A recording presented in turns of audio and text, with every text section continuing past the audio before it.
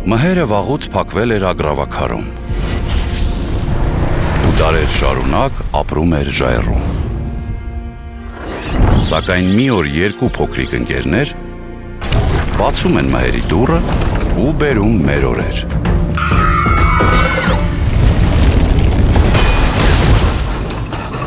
Նրա համար այստեղ ամեն բան նոր է։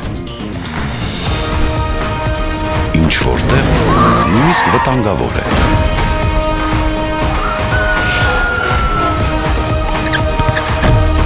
Կմնա արդյոք մհերը մեզ հետ,